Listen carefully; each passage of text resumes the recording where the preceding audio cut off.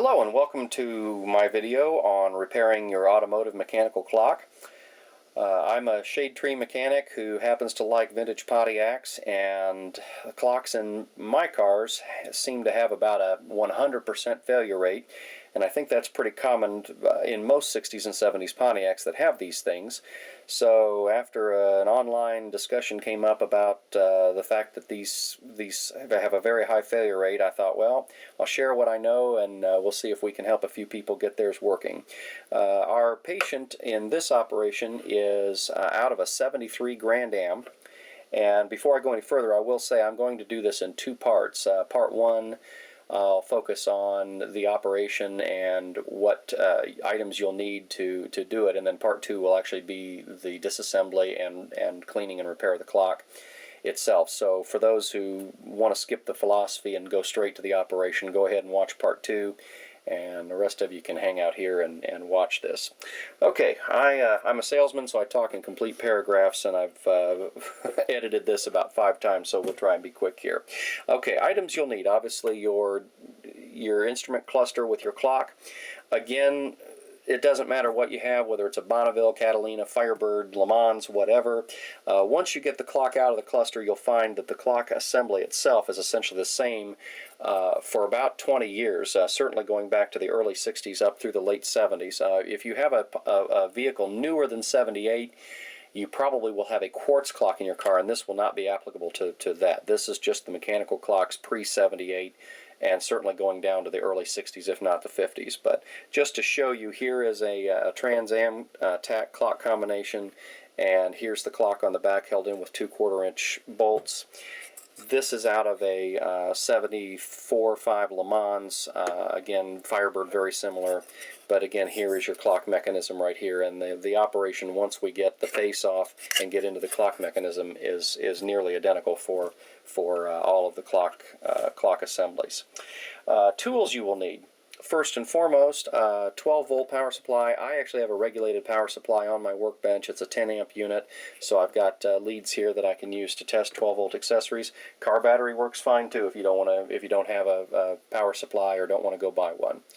1/4-inch nut driver. You can use a socket if you'd like. Nut driver is a lot less cumbersome and easier to work with for our operation.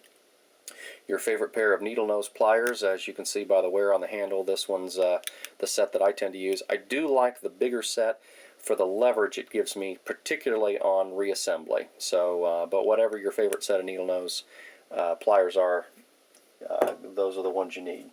Nice flat blade screwdriver, mainly for prying, and we'll see this in part 2 when I get into this thing.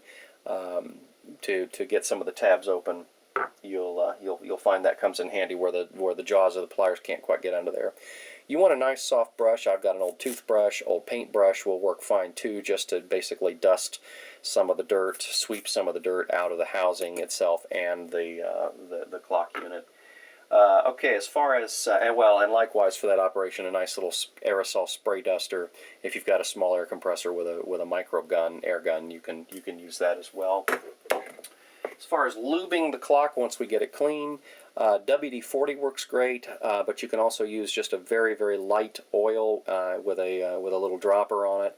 This was a freebie from a car show, but certainly you can procure this from any quality electronics store. They'll have this kind of stuff. And like I said, WD-40 works pretty well too for that. For cleaning the inside of the bezel, just a standard window cleaner. Simple Green will work well. You can clean your clear plastic cover as well as the black skeleton just inside. Get all the dust and dirt off of it. Do not use any sort of cleaner or solvent on the clock face. You very likely will wipe the printed numerals right off of it, and that can really ruin your day, and I speak from experience on that. So you want to use your brush just to dust off any dirt that's on the face, but be very, very careful wiping the face. While you're handling the clock, once it's out of the bezel, you also want to be very, very careful about getting fingerprints on it, because that satin black will show fingerprints very, very easily. And while you've got it all apart, if you're working on the aesthetics as well as the mechanical function, very few things will make a bigger difference than hitting your clear plastic with clear plastic cleaner followed by some polish. A little goes a long way. I bought this bottle probably 20 years ago, and I've probably used a quarter of it or so. But every one of these I take apart, I hit with the clear plastic cleaner, and it is wonderful stuff and makes a huge difference. Likewise, as you can see, the second hand on this clock is very badly faded. It's faded to a very light orange. The correct color for that is Day-Glo Red, D-A-Y-G-L-O, which can be commonly found at better hobby shops. So get a little bottle of Day-Glo Red and a very small, very fine paintbrush, and just wipe a little Day-Glo Red on the second hand. And likewise, if you want to get a little bright white while you're at the hobby shop, and hit the needles on or the hands on your clock, or the needles on your gauges while you've got it apart. Those two things will make a tremendous difference aesthetically in the appearance of your bezel. And as much time as you spend looking at it when you're behind the wheel, why wouldn't you want to do something to help the aesthetics?